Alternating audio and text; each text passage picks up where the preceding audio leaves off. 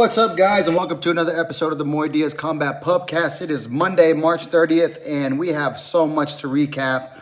I'm sorry it took so long to get another episode out. I usually try to get an episode out Friday and then recap the Saturday events, either Saturday night or Sunday, but I had so much going on. There was so much to go over, and then my weekend actually started Friday, not just with the weigh-ins for the UFC and all the other weigh-ins that happened for, you know, the RAF, PFL, Fundora, Thurman, which I'm going to get to in this episode. But I mentioned before in the previous episode that I did make my commentating debut at an organization here in North Texas, Extreme Knockout, which is where I fought all 20 of my professional fights for this organization. And I finally got to contribute in a different way and commentate the fights. It was 13 fights, and I got to share the panel with some great guys. Shout out to Justin Adams, man. He is a Travis Sutter Brazilian Jiu-Jitsu black belt and a manager. I believe he's a manager, and he works with a lot of high-level fighters in the UFC, with Kevin Holland. I believe he does a podcast with Derek Lewis. Great dude, man. It was a privilege and an honor, and we got along really well. The guy was a former bull rider as well, so he's a real cowboy, man. Cowboy Justin Adams, shout out to him. And Stephen Nguyen, who is a current UFC fighter. He came off the Contender Series. He came in through for the main card and called fights with us. Good dude, man. Nothing bad to say about the guy. And then, of course, my man Scott Groff, who's been a part of Extreme Knockout for the longest time. He called a majority of my fights back in the teens and the 2000s and stuff. So it was a great night of fights. There was like 13 fights, another 13 fights. There was like 8 finishes on this card. So it was a great night of fights. Good to catch up with people that I haven't seen in a long time. You know, guys from the Texas Department of Commissions and Licensing, referees who would ref my fights, guys that I fought with on undercards, you know, got to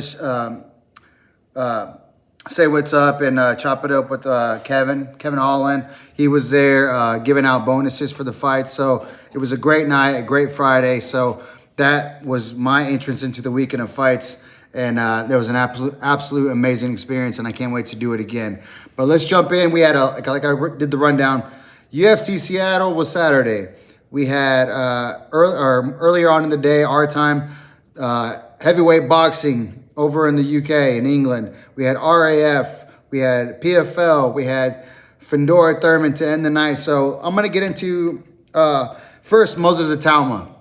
Took on Jermaine Franklin Jr. in England. Moses Itauma, who for those of y'all who don't know, he's a 21-year-old phenom heavyweight.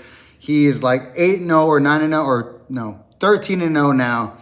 And I think he's got like 12 or 11 first-round knockouts.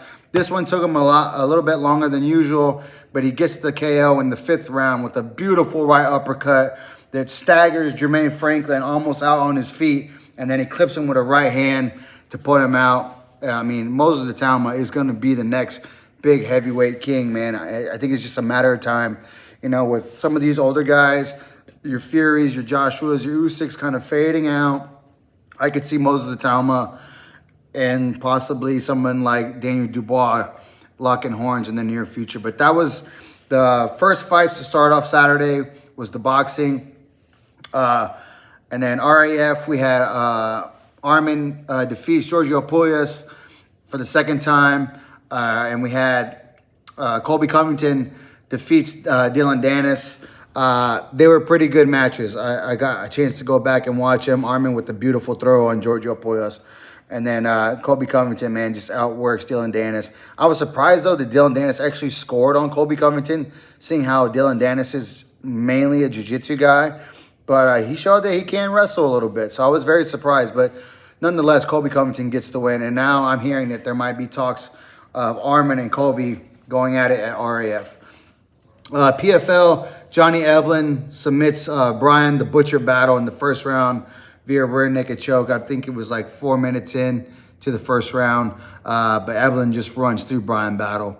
And then to end the night, we had Sebastian Fundora, the Towering Inferno, just puts a beating on Keith Thurman.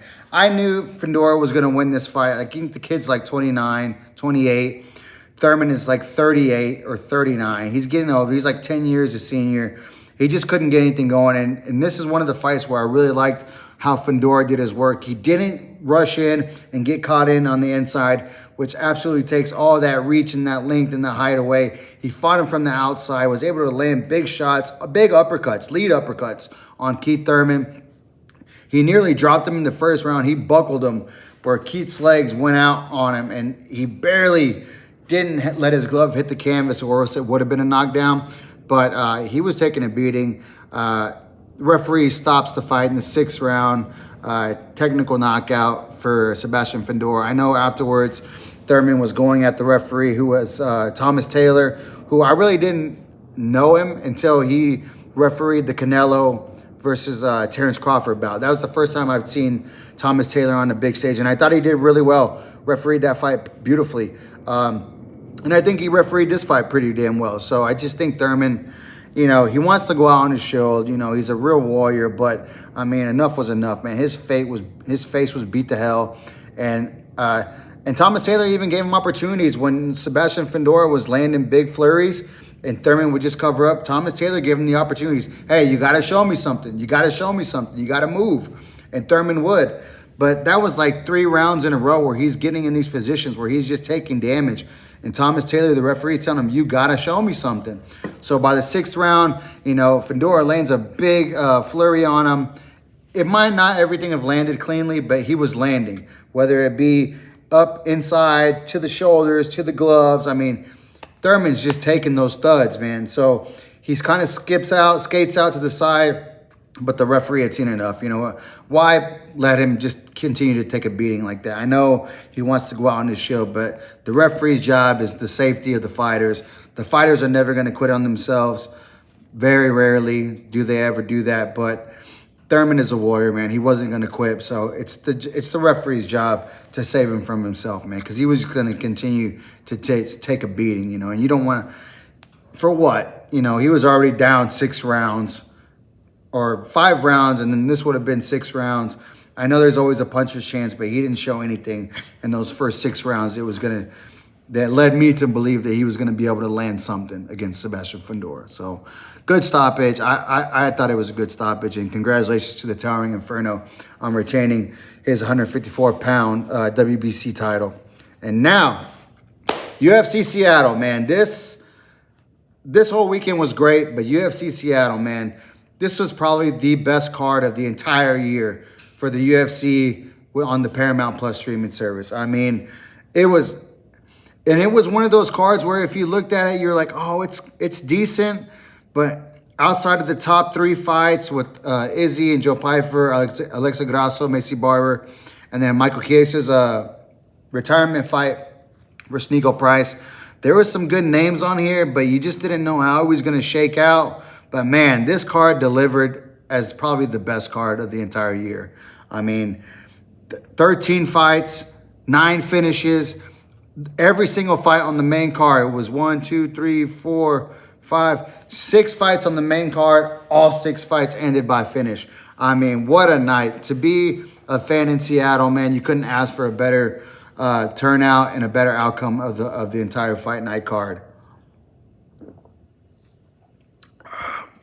Let's jump into it for the main event. Israel Adesanya versus Joe Pyfer. Joe Pyfer gets the 2nd round TKO over Izzy. Joe Pyfer looked big in there. He looked strong. He looked determined in this fight. Izzy looked good, man. And this is the thing with Israel Adesanya. A lot of people are like, man, he's washed. He's done. You know, maybe you should just hang him up. You know, of course, after the fight, he was like, kind of cut that Wolf of Wall Street promo, like, I'll never retire. I'm never going to be done. But this fight and his last fight a year ago against Nasruddin Imavov, he looked really good in the first round on both fights. And then even the fight against Nasruddin Imavov, his last one, he looked good in the 2nd round. Even in the 3rd round until he got clipped, he looked really good in that fight. And then in this fight against Joe Pyfer, he came out, he held distance great in the 1st round. He didn't let Pyfer he fought off the takedowns very well in that 1st round, even though he got taken down at the very end of the round. But he did a pretty good job fighting off the cage, widening his base, trying to pummel in for an underhook, not letting Joe Pyfer use that full body lock to just rip him down. He landed a lot of big calf kicks in that fight, which you could tell were really affecting Pyfer in that first round. His movement, he was switching back and forth every time he ate one of those big calf kicks. And Izzy was really dialing in, man. He was landing some pretty decent shots in that first round. I had scored for Izzy, but I could see Joe Pyfer getting that round, you know, with the takedown late. And then he didn't get to land a lot of damage, but he was throwing shots from the top position when he got Izzy down. The second round, I don't know if it's just Israel Adesanya just got overzealous and just lost his composure a little bit, but he stopped moving laterally as much. He stopped holding the distance, and he was allowing Joe Pyfer to close that gap into the boxing range where Joe Pyfer is deadly, right? Keep him at kicking range, you know, but Joe Pyfer made his way inside the boxing range, and they were exchanging shots. I got to be honest, Pyfer landed 3 big shots that I didn't know if Israel Adesanya was going to be able to take him. He took all of them on the chin and then fired back. I mean, Izzy, I felt like if he could have made it through that second round, it was going to be a great Israel Adesanya performance and possibly a win. But Joe Pyfer showed his level of his IQ of not just standing in front of Izzy and not just trying to go for the knockout, mixing it up with the takedowns, getting inside and making Israel Adesanya fight a pure mixed martial arts fight and not just a kickboxing bout. Joe Pyfer gets him to the ground. Israel is trying to scramble. Joe Pyfer cuts right into mount position, starts landing big shots from the top, forces Israel Adesanya to turn to show his back. Pyfer still had the hooks in, flattens him out, you know, throws his hips down in the lower back of Israel Adesanya with the hooks in, flattens him out, and then just starts landing big shots from the sides. Herb Dean gave Izzy all the time in the world to try to move, try to make try to regain some type of guard or turn to his side, or, you know, he gave him every opportunity, but eventually he had to step in, 418 in the second round.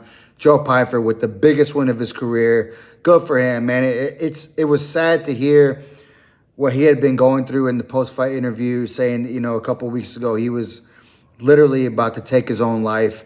And then he found God, and he's in a good place now, which, I mean, that's just scary, man, because if that would have happened, this fight never happens. And, you know, Joe Pyfer might have went down as one of the biggest what-ifs, you know. But thank God, you know, he got himself on track, you know, whatever he was going through, all those demons, you know, hopefully he got him under control a little bit. But big win for Joe Pyfer, the biggest win of his career. And now you've got to put him in the top 5. You know, Izzy was still ranked 3 or 4. So former 2-time world champion, Pyfer gets him out of there. I think this is going to be huge for him. He's going to be in the top 5. So nothing but big fights leading to the title next for Joe Pyfer. And that got performance of the night for Joe Pyfer. The co-main event, which also got performance of the night, Alexa Grasso with the just brutal finish over Macy Barber. This was crazy because when it got finished, I didn't know if they were going to count it as a KO or a submission. But Alexa Grasso was on a mission Saturday night. She was on a mission. She was not going to be denied by Macy Barber. Macy Barber, I think, made the mistake of trying to force the striking with Alexa Grasso. Alexa Grasso is a great counter striker, basically a counter puncher. You know, she doesn't counter with a lot of kicks, but she is a great counter puncher. She loves to box inside. She likes to be in the pocket in her range where she can exchange with those huge combinations that she throws. But Macy Barber just fed right into that. I think if she really wanted to mix it up, she should have did some level changes just to keep Alexa Grasso, keep her honest. But, you know, maybe muscle her up against the fence a little bit, do some cage work, try to wear Alexa down. But she did none of that. She decided to stand in the pocket with Alexa Grasso. And Alexa was in the southpaw stance, Macy conventional. She comes in, and Alexa check right hook, boom, gets off the center line, and then comes over Macy Barber's right hand. She was throwing the right hand, gets checked with the right hook, and then Alexa beats her over the right hand with her straight left, and just, man, she was out on her feet. She gets turned around, does like a split position. Alexa lands one, because she can't see that she's out. She just knows that she's dropped. Lands one, and then boom, takes that neck, drops the hooks in. Mike Beltran steps in, didn't need to see a tap or anything. I think Maycee Barber was out before Alexa even snatched up her neck for that RNC, for that rear naked choke. And then the craziest thing, even after the fight, you know, Maycee Barber, Mike Beltran steps in. Out of instinct, she's grabbing Mike Beltran's leg. And then when she, I don't know if she realized it or not, but then she kind of just slumps over to her back, and then her left arm kind of just slumps over and just goes and hits the mat. And then she's just there lying with her eyes wide open. I thought she was fucking dead, man. She looked like a dead body. And then with Alexa just kneeling over her, you know, out of respect. But the visual was just crazy. I mean, Alexa Grasso with an exclamation point on this fucking win. She looked great. She was on a mission. She didn't call anyone out afterwards, but she did say she wants Dana and the UFC to go to Guadalajara, which would be an amazing event. You know, if you have Alexa as the main or co-main, Yair Rodriguez at 145 versus shit. Now that Lerone lost, you could do Yair Lerone. Would be a great fight at 45. That could be a co-main or a main. Throw Brandon Moreno on there. You know, let him get some get back. Yeah, man, I could see it. All Mexico card. You know, man, that'd be big. That'd be huge. That'd be something I would probably even consider going to, man. Yeah, that'd be amazing. But huge win for Alexa Grasso, man. Huge knockout. I don't know who Maycee Barber draws next, but she's gonna need a big win just to get her mentality, just to get her mental back. You know, like coming off a huge knockout loss like that, it takes a lot out of you. You know, your mindset. You know, you're always gonna be thinking, man, can I take another shot like that?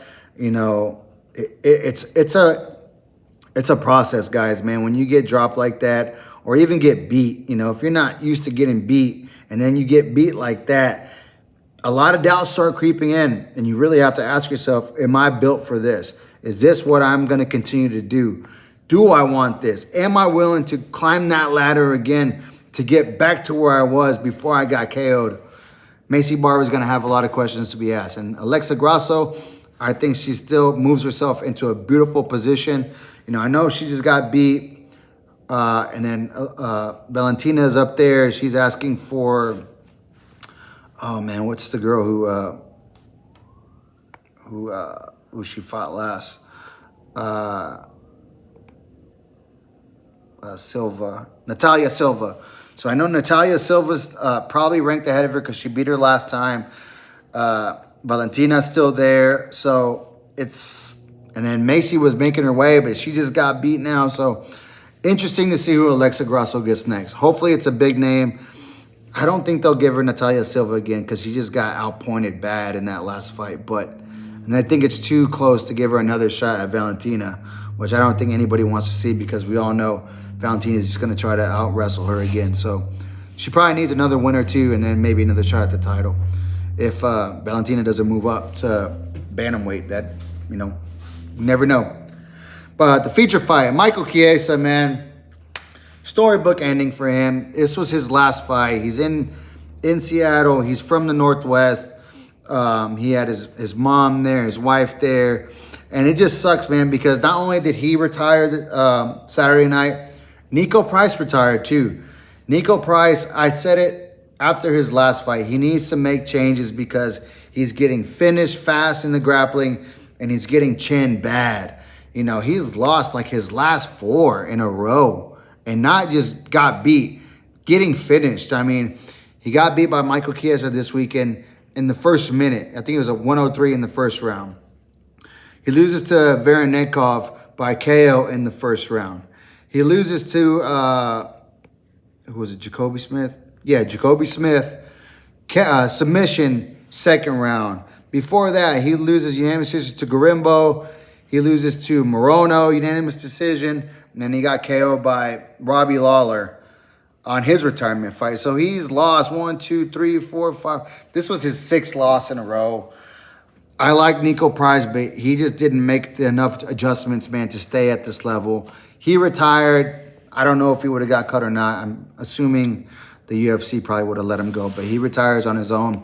But, you know, no one was talking about it because Michael Chiesa, he gets the retirement package on the big screen. Much love to Michael Chiesa, man. I like him as a commentator and as an analyst. I like his fighting style. I mean, I think he matched his biggest win streak with this was his 4th win in a row. But good for him, man. Go out on top in front of your hometown. I mean, you can't ask for anything better than that. I mean, that urge is never going to go away to compete. I still get it all the time. But even myself, my last fight in my hometown, huge win. I mean, storybook ending. I didn't know it was going to be my last fight, but it just turned out that way. But, you know, I can't, if that's how it ended, then I couldn't ask for anything better than that. Michael Chiesa the same way, Robbie Lawler the same way. Go out on top. Go out, you know, with all your faculties and then move on to your next career. And he's already done a great job as an analyst and commentator, like I mentioned before. Huge win for Michael Chiesa. Been a privilege to watch him fight, man. His grappling was undeniable, man. He was just spectacular to watch. Julian Erosa versus Lyrian Douglas. Man, Lyrian Douglas comes out spitting fire, man. He gets Julian Erosa out of there in the first round. 3 minutes, 33 seconds. Big KO. Man, it was nasty. He was just piecing him up from the opening bell. I mean, didn't waste any time. I'd pick Lyrian Douglas to win this fight. Julian Erosa just had no answer, man. The pressure and the power of Lyrian Douglas, man. That was a huge victory for him. Let's see. And then next fight down. So I had picked Izzy to win the fight. Of course, Joe Pyfer wins. So I didn't win that one. I did pick Alexa. She was the underdog. I did pick Michael Chiesa. I did pick Lyrian Douglas. This one I did get wrong. Mansour Abdul Malik versus Yorzri Belgaroui from the Netherlands, the Dutch guy, big, tall Dutch guy. Mansour Abdul Malik looked good in that first round. But I think Yorzri was having some really good success with the long kicks up the middle, those front oblique kicks to the abdomen. He was throwing a lot of high kicks, really getting his range, and then really putting the pressure. You could see Mansour Abdul Malik starting to fade towards the end of that second round because he couldn't find any success with the strikes because he was out of boxing range. Yorzri did a really good job of keeping him at kicking range and not allowing him to come in and use that compact frame to get inside to land big shots. He gets him out of there in the third round. He looked really good, man. This was the first time I've ever seen him fight. I believe it was his debut in the UFC, but man, let me see if it was or not. I'm not sure if it was. No, he had one fight before, which he won by KO in the third round as well. So, you know, I think it takes him a little bit of time to get his range down, find the strikes that he likes, and then he gets you out of there, man. He was pouring the pressure on in that third. Good win for Yorzri Belgaroui from the Netherlands, man. He's going to be a tough Dutchman to handle moving forward. The opening fight, Terrence McKinney, man, versus Kyle Nelson. And he wastes no time, 24 seconds, head kick knockout, man. And the head kick came, and Kyle Nelson had his hand fully up. Terrence McKinney lands on the outside of the glove, but still had enough force to put Kyle Nelson down and then finish him with the big right hands to get him out of there, man. I can't believe he didn't get a performance bonus, man. But I think Dana did say everyone who got a finish on this card got a little extra. It's not the 100,000, but man, it just sucks. Any other card, Terrence McKinney gets 100K, man. It just sucks that you got to follow Joe Pyfer's big win, Alexa's big KO, and then the next fight down, Ignacio Bahamondes versus Tofik Musayev, which got fight of the night. So those were the three bonuses. Ignacio Bahamondes, Tofik Musayev, Alexa Grasso, and Macy Barber, and then Joe Pyfer, Israel Adesanya. So it's hard to follow those three, man, and get a bonus, but they still did get a little extra, which I'm glad that Dana and the UFC is doing that for them. But this one was a kind of controversial fight. It was a unanimous decision for Musayev, but He had multiple fence grabs that could have been points taken away. A headbutt on the ground position, which could have been a point taken away. Ignacio Bahamondes was bleeding all over the mat, man. All over the mat. I mean, it was crazy. If you didn't see the prelims and you just tuned in for the first fight of Terrence McKinney, Kyle Nelson, and you saw the mat, you would think somebody got hit with a shotgun in there, man. It was so much blood. So I thought Musayev won the fight as well, but I could have easily swung the other way for Nacho Bahamondes, because those fence grabs were big, man. Nacho was going for some takedowns and trying to pull him off that fence to lift, and you could see the fingers inside the cage. I can't remember who the ref was, but it has to be immediate point taken away, and he did it like twice. And then the headbutt. That's a 3-point swing, man. That could have easily been an Ignacio Bahamondes win. But fight of the night, great fight. Tufik Musayev walks out with the victory. Next fight down, Chase Hooper, who I had picked Chase Hooper to win. I thought he would get a bounce back win via submission, but Lance Gibson, man, didn't waste no fucking time. He's like, fuck you and your jiu-jitsu. Goes out there and sparks him out in the first round. I mean, I think he shattered his orbital bone in this fight. But man, he gets Chase Hooper out of there. Lance Gibson Jr., man, this is probably as close to home without fighting in Canada, because they were in Seattle and he is a Canadian. But he's on a run now, man. Lance Gibson Jr., I like his style. I mean, he took the short, he's not on a run. I don't know what I'm talking about. He took the short notice fight against Bobby King Green, who he lost a split decision, and he didn't look bad in that fight, man. I think it was two-week notice when he stepped in against Bobby King Green. And then this fight, he actually got to train for Chase Hooper, and man, he gets him out of there. I like Lance Gibson Jr., and I'm interested to see who he gets next at 155. The next fight down, heavyweight bout, was the only heavyweight bout on the card. The veteran Marcin Tybura takes on Terrell Fortune. I believe he came from PFL or Bellator. I can't remember, but he looked good. Cruises to unanimous decision over Marcin Tybura. I had picked Marcin Tybura. I didn't know much about Terrell Fortune, but he looked good, man. And you gotta have skills to get somebody who's as crafty as Marcin Tybura out of there and do it by unanimous decision. Next fight down, man. Casey the King O'Neill. I'm so sorry, Casey, because I love Casey O'Neill. I just think it was after her last loss and then everything she was going through. I think she had been out for a year, taking on Gabriela Fernandez from Brazil. But man, Casey O'Neill with a beautiful knockout. Beautiful knockout. Almost similar to Grasso's. She slips inside of Fernandez's right hand and comes over the top with a counter left. Boom. Lands, puts her down, finishes her. Casey O'Neill back in the win column, man. Good for her. She had been through so much. She was emotional in the octagon when they were interviewing her.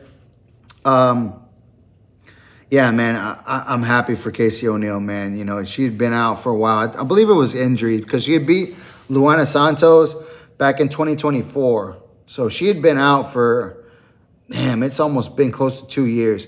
So I think there was a lot of things going on. But for her to battle back, I think it was like an injury that she had gotten. I can't remember. I'm blanking out, man. So much stuff on my plate that I'm trying to remember right now. But beautiful fight by Casey O'Neill. Beautiful knockout by Casey O'Neill. That's 2 knockouts, female knockouts at 125 pounds. I know a lot of people, not me, because I love the women fights. I think they're more entertaining and more action-packed than some of the men's fights. Not all of them, but a certain few. But man, Casey O'Neill and Alexa Grasso, both flyweights with brutal knockouts this past Saturday. Navajo Sterling runs through Bruno Lopez. He gets a KO. I got to be honest, I didn't catch it all the way. I caught the walkouts, and then I was kind of just, I was so tired to start this card because it was early. I've been running around all day. So I was kind of in and out, like on the couch. But I did see him win. Beautiful performance by Navajo Sterling. Man, this dude, he's going to be moving up the ranks fast, man. I really like his game, his power, and he's like the full package, man, Navajo Sterling. Ricky Simon, Adrian Yanez. It was a draw. It turned out to be a decision, a majority draw. It was back and forth. I had Yanez winning the fight. I mean, nothing against Ricky Simon. I thought Adrian Yanez did a little bit more work. I thought he had the win, man. But at least he didn't lose, which sucks. I mean, I'm not saying it's good to lose, but a draw against a guy like Ricky Simon, Adrian Yanez fought his heart out. They both fought a great fight, but I thought Adrian Yanez got the win, man. I really did. So it sucks to get a draw, but it's better than getting a loss. But yeah, draws suck, man. They suck because all that work and now you just right back where you started. Didn't get a win, didn't get a loss. You just right back there. I don't know what they do. I doubt they run it back. I don't think they will. The UFC just doesn't do shit like that often unless it's for a title or something like that. But I thought Yanez won, but it is a majority draw. And then the opening card to start the entire night, Alicia Tainara versus Bruna Brazil. And I picked her to win by knockout. She looked really good in her last fight. Tainara did, but Bruna Brazil hung in there and just refused to go away, man. And it took all 3 rounds for Tainara to get the win. It was a unanimous decision, but, man, Bruna Brazil showed a lot of grit. She took some big shots in that fight. Yeah, I think Tainara probably had an off night. Bruna wasn't all that engaging. She did try to stay on the outside a bit. She felt the power early. I think she was kind of just on her bike most of the time because her corner was telling her, you got to go. You have to go. You're down. Especially in that 3rd round. They were telling her in between rounds, you're down 2 rounds. You have to go for a finish. And she had felt that power. She wasn't that willing to engage. So a win is a win for Tainara, for Alicia Tainara. But, yeah, she was already ranked going into this fight, so I don't know how much this win moves her up in the rankings because she was like 13. She might go to 12 or 11 or something like that because Bruna was not ranked at all. So maybe she goes up a spot, maybe 2, but she's going to be one you got to keep your eye on, that strawweight, man. Alicia Tainara, she's the real deal, I believe. So, and that's the whole rundown for the entire weekend, guys. My Friday started at Extreme Knockout commentating. UFC Seattle was probably the best card of the entire year for the UFC and Paramount Plus. Moses Itauma, the up-and-coming 21-year-old knockout sensation heavyweight, knocks out Jermaine Franklin, 5th round knockout. RAF was great. Armin defeats Puyas. Colby Covington defeats Dylan Dennis. PFL, Evelyn runs through Brian Battle. And then Fundora defeats Keith Thurman in the 6th round by technical knockout. Great night, great day of fights, all day Saturday. I mean, what more can we ask for, man? We get spoiled as combat sports fans, and Saturday absolutely delivered. Probably one of the most action-packed Saturdays I've had in a while. From daytime fights in England all the way throughout the night with the ending in the pay-per-view of Fundora Thurman in Vegas.